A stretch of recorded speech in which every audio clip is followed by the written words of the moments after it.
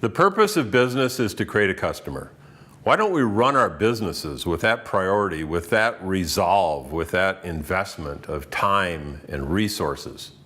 Hi, my name is Vic Hunter from Hunter Business Group. I want to take a look at top management research on the priorities of executives. In order, number 1 is finance, number 2 is sales, number 3 is production, then management, then legal, then people. Where is the customer? Listen to the customer-focused wisdom of Sam Walton. There is only one boss, the customer. He can fire everyone in the company, from the chairman on down, simply by spending his money somewhere else. Or Henry Ford's vintage wisdom on customer. It's not the employer who pays the wages. Employers only handle the money. It's the customer who pays the wages. I began my career in direct marketing, and one of my first friends and mentors was Bob Stone.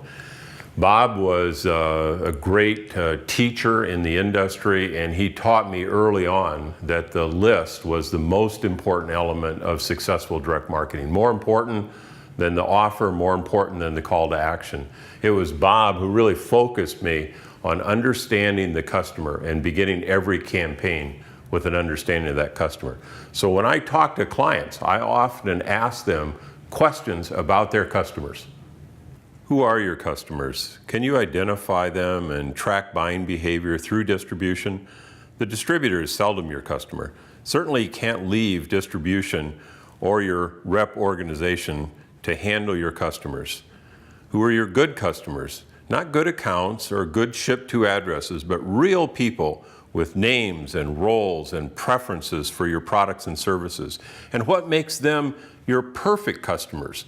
Why do they prefer to buy from you?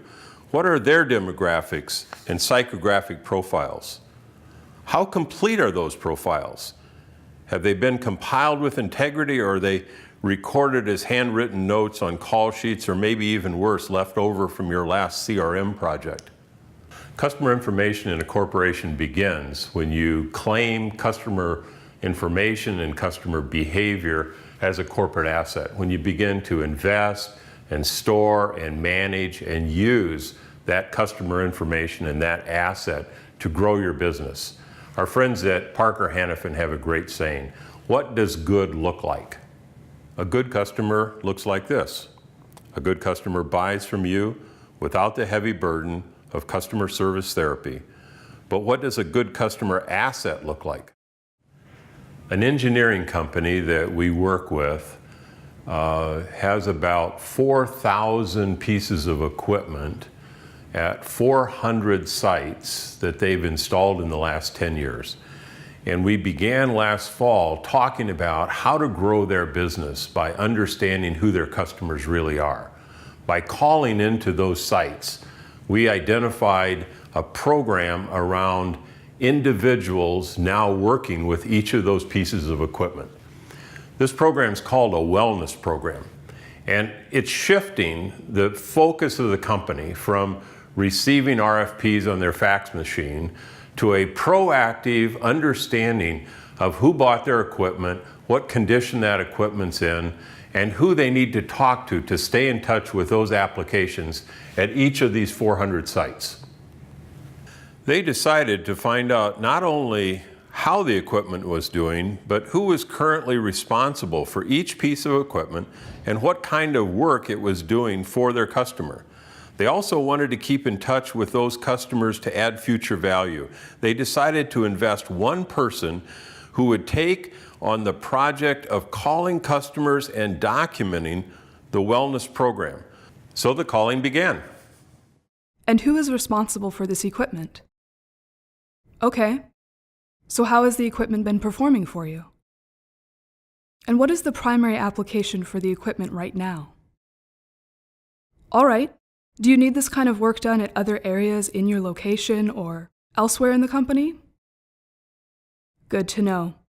Do you need servicing or parts right now? Okay. And who makes recommendations on new equipment? Thank you. And who else should we stay in touch with regarding your equipment? Great, thank you. Is there anything I can do for you right now? Okay. Well, how often would be best for me to follow up with you? And how best can I reach you? By email, phone, appointment?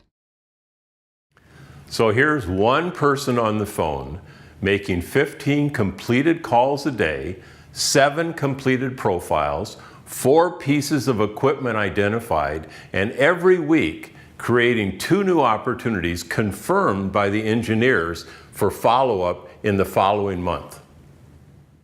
The goal for the year: to get in touch with all 400 accounts by phone, to have an updated picture of 1,000 pieces of equipment, to identify 2,500 individuals in the database with 1,500 completed profiles, and to get 100 new opportunities confirmed as valid by engineering and leading to RFPs.